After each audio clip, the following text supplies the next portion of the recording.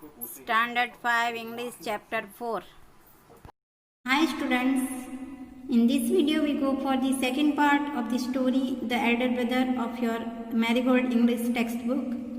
In the first scene, जो first scene था, first part था, उसमें हमने क्या देखा, दो ब्रदर्स है, मुन्ना और भैया। और भैया जो है वो पढ़ाई को ज़्यादा इम्पोर्टेंस देते हैं और मुन्ना जो है वो खेलने में ज़्यादा इंटरेस्टेड है। तो उन दोनों का जो कन्वर्सेशन है वो फर्स्ट चैप्टर में दिया गया है। And now we go for the second part of this story. And what is the second scene? Scene second क्या है? The final exams are over. Final exams जो है वो ओवर हो गई है and the results are out. Results बाहर आ गए हैं। भैया said, "Alas, I have failed once again." भैया क्या बोलते हैं कि अरे रे, मैं तो फिर भी एक बार और मैं फेल हो गया। भैया जो कितनी पढ़ाई करते थे वो फेल हो गए। मुन्ना, "ओ बट भैया, I have passed and topped my class." भैया ने क्या बोला, मुन्ना ने क्या बताया कि भैया मैं तो पास भी हो गया और मैंने तो टॉप भी किया है। Now there is only 2 years difference between us. अभी उन दोनों के बीच में 2 years, 2 ही साल का डिफरेंस था। और जो भैया जो थे वो 2 साल ही मुन्ना से आगे थे। पहले क्या था कि 3 साल वो आगे थे, बट अभी क्या हुआ कि वो 2 साल आगे थे, क्योंकि भैया तो अभी उसी क्लास में रहेंगे, पर मुन्ना एक स्टेप आगे निकल गया। भैया said, but my dear brother don't be so proud. यानी मेरे भैया, इतना सारा प्राउड मत करो, इतना गर्व मत करो। You have passed only 1 class and you think that I am stupid and you are smart. भैया बोल रहे कि तूने तो एक ही क्लास पास किया है, तो तुम ऐसा मान रहे हो कि मैं मूर्ख हूँ और तुम स्मार्ट है, तू होशियार है। Once in a while in a gilli danda game you might get lucky and hit a goal, but that does not mean.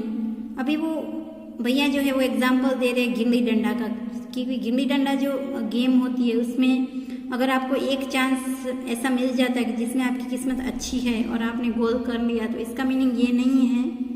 Now we go for the next page.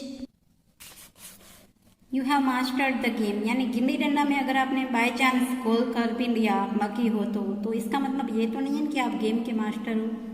You have to work hard to be successful in life. अगर आपको successful होना है तो आपको work hard तो करना ही पड़ेगा। When you have to study a subject like algebra और geometry in higher classes, then you will understand the importance of hard work. जब भी आप हायर स्टैंडर्ड में अलजेब्रा और ज्योमेट्री जैसे सब्जेक्ट्स आप पढ़ोगे मैथ्स में, तो फिर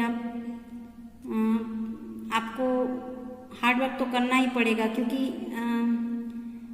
तभी आप हार्ड वर्क का मीनिंग समझ पाओगे जब आप ऐसे हार्ड सब्जेक्ट्स हायर स्टैंडर्ड में आप स्टडी करोगे।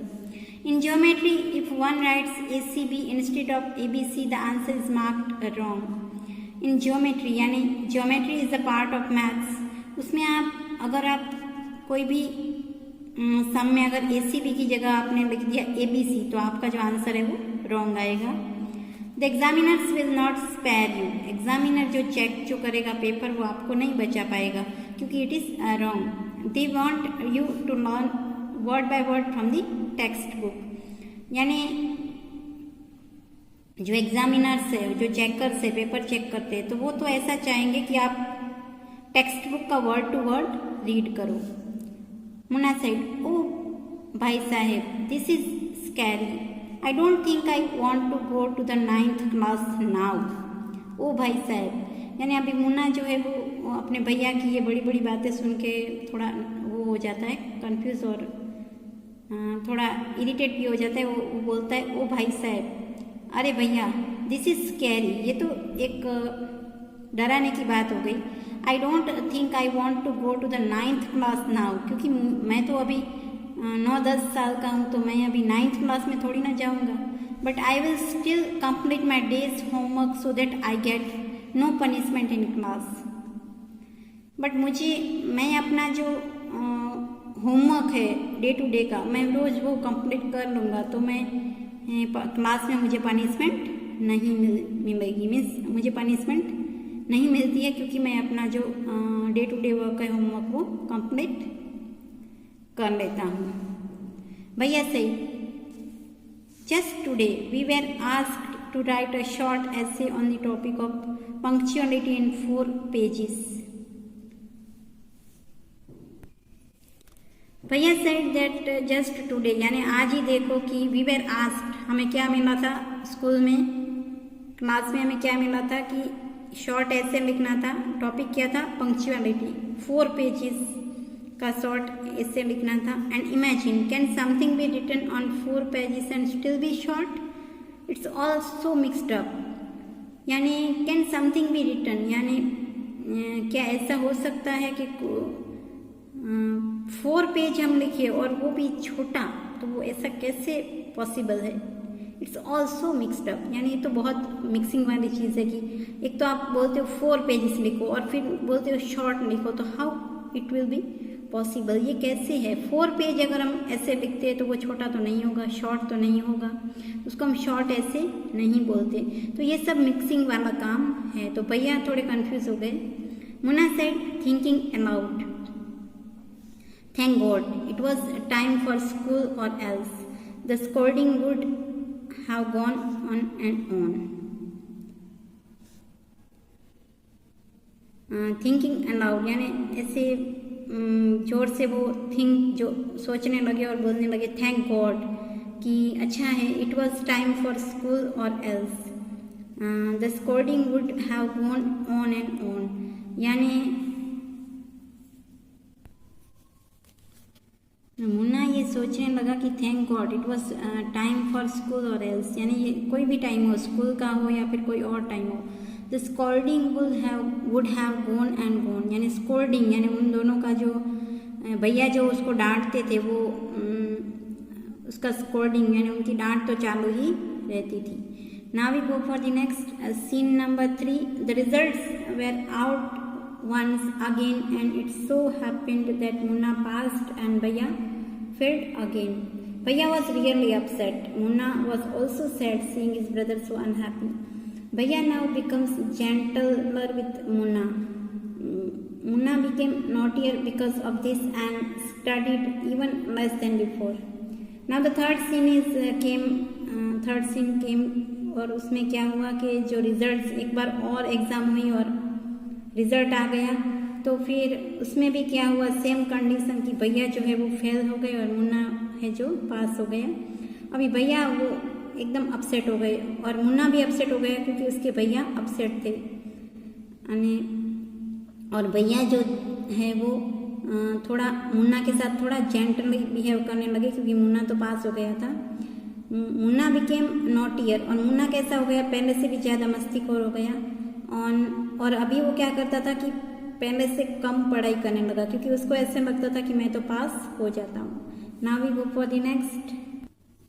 मुन्ना सेड टॉकिंग अलाउड, जोर से, I am lucky I can pass easily. Munna जोर से बोलने लगा कि मैं तो नसीब वाला हूँ क्योंकि मैं आराम से पास हो सकता हूँ. I need not study so hard, मुझे हार्ड स्टडी करने की ज़रूरत नहीं है. Now I can play games with my friends and fly kites, अब मैं खेल भी सकता हूँ गेम्स और पेपर काइट भी उड़ा सकता हूँ. But I should still be careful that भैया does not see me flying kites. Munna को अभी एकदम मुन्ना फ्री हो गया कि अभी मैं तो आराम से पास हो जाता हूँ, मुझे वर्क हार्ड करने की ज़रूरत नहीं है, तो मैं अभी सब कुछ कर सकता हूँ, गेम्स खेल सकता हूँ, पर मुझे केयरफुल रहना है कि भैया मुझे देखे ना, जब भी मैं काइट फ्लाई करूँ ना तब मुझे भैया ना देख पाए. तो इस तरह से मुझे अभी केयर करनी है वरना वो मुझे डांटेंगे. Now we go for the next page. One day a kite is flying slowly downwards. Munna starts running in order to grab it. Suddenly he comes face to face with भैया. अभी मुन्ना को ऐसा लगा कि मुझे केयर करनी चाहिए कि भैया मुझे देखे ना काइट फ्लाइंग करते हुए. तब एक दिन क्या हुआ कि उसका जो काइट था मुन्ना का वो एकदम नीचे आ गया और मुन्ना उसको पकड़ने के लिए दौड़ा उसके पीछे. तो क्या हुआ, सडनली ही comes face to face with भैया. तो वो भैया के एकदम सामने आ गया, फेस टू फेस यानी एकदम सामने आ गया. भैया said catching hold of Munna's hand, भैया ने एकदम टाइट मुन्ना का हाथ पकड़ लिया. Aren't you ashamed to be playing kites all day long? तुझे क्या शर्म नहीं आती क्या पूरा दिन तुम काइट से खेलते रहते हो? Don't you realise that now you are in the 8th class and are not studying in a lower class? क्या तुझे ये रियलाइज नहीं हो रहा है कि तुम अभी 8th क्लास में हो, अभी तुम छोटे क्लास में नहीं हो?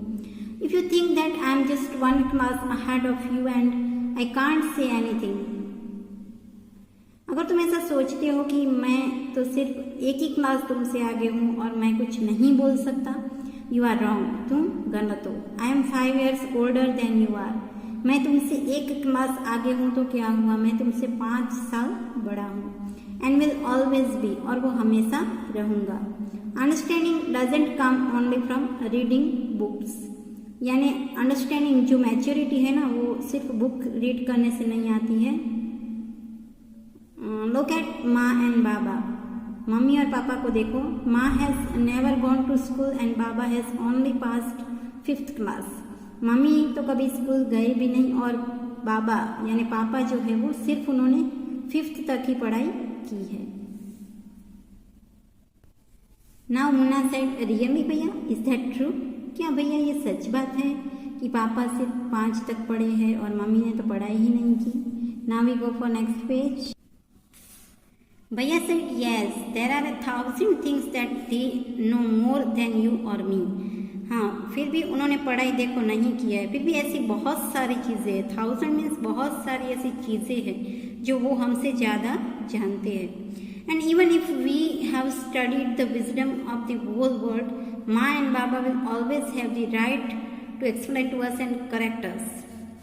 And even if we have studied the wisdom, अगर हमने पूरे दुनिया का विजडम यानी चतुराई भी हासिल कर ली है, सीख लिया है, फिर भी माँ एंड बाबा, मम्मी और पापा जो है वो always have the right to explain to us and correct us. उनके पास वो राइट होगा कि वो हमें एक्सप्लेन भी करे कि हम जो मान रहे हैं वो सच है कि रॉन्ग है, और हमें करेक्ट यानी हमें वो सिखा पाएंगे और हमारे सामने वो करेक्ट बात रख पाएंगे। तो इस तरह से क्योंकि उनकी एज बड़ी है, उनका एक्सपीरियंस भी बड़ा है, तो उनको जो लाइफ स्किल्स है तो वो हमें सिखा पाएंगे कि ये क्या सच है और क्या झूठ है। Now what would you do if I were to fall sick today? अभी भैया जो है वो मुन्ना को बता रहे कि अगर मैं आज बीमार हो जाऊंगा तो तुम क्या करोगे? Munna said I don't know भैया, आई वुड टेल बाबा and he would rush to the hostel. Munna बता रहा है कि आई डोंट नो, मैं तो नहीं जानता हूँ कुछ भी भैया, मैं तो बाबा को बताऊंगा और वो हमें यहाँ से लेके जाएंगे, हॉस्टल में आएंगे और लेके जाएंगे। भैया said I had expected this answer, भैया ने बताया कि मैं यही एक्सपेक्ट कर रहा था कि तू यही आंसर देगा। Now Baba would not get upset, अब अगर जो पापा होते ना तो अपसेट नहीं होते। He would first try to find out what was wrong and then he would call a doctor. अगर पापा यहाँ पे होते तो वो पहले तो ट्राई करेंगे कि कहाँ पे क्या बीमारी क्या है या फिर क्या कहाँ पे कुछ मिस्टेक है, क्या रॉन्ग हुआ है, और फिर वो डॉक्टर को बुलाएंगे। बाबा would know exactly what to do, यानी पापा जो है उनको पता है कि क्या करना है।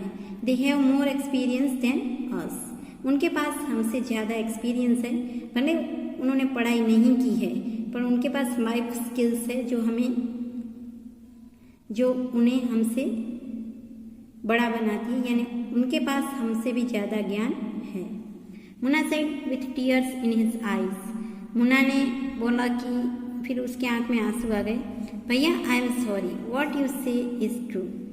अभी भैया मुन्ना को रियलाइज़ हो गया कि भैया मेरे लिए बोलते हैं कि पढ़ाई करो, भैया भले पढ़ने में वीक है फिर भी वो मुझसे बड़े हैं तो उनका एक्सपीरियंस ज़्यादा है, तो उनके पास मैच्योरिटी ज़्यादा है, तो मुझे उनकी बात माननी चाहिए। तो अभी मुन्ना को थोड़ा रियलाइज़ हुआ और उसने बोला कि भैया I am sorry, what you से इज़ ट्रू, भैया आप जो बोल रहे हो वो सही बात है। भैया हग्स मुन्ना लविंगली, फिर एक दूसरे को हग करते हैं भैया और मुन्ना। भैया said I also like to play and fly kites, but if I also play then how can I watch out for you? You are my responsibility. Now भैया said that I also like to play, यानी मुझे भी पसंद है खेलना, paper kite उड़ाना, but अगर मैं सिर्फ प्लेइंग करूँगा और तो मैं तुम पे कैसे वॉच कर पाऊँगा, तुम्हारी मैं देखभाल कैसे करूँगा। You are my responsibility. यहाँ पे हॉस्टल में तो मम्मी और पापा तो है नहीं, तो मैं तुझसे बड़ा हूँ, तो ये मेरी जवाबदारी है कि जिम्मेदारी है मेरी कि मैं तेरा ख्याल रखूँ। Munna said I love you भैया। तो इस तरह से भैया और मुन्ना दोनों एक दूसरे की केयर करते हैं, और अभी मुन्ना को भी रियलाइज़ हो गया कि भैया जो है वो मुझसे बड़े हैं और वो जो बोलते हैं वो मुझे करना है। So this is the story of two brothers, and I hope you understood this story very well, and you have to read this story from the textbook, and in the next video we will see the meaning words of this story. Thank you.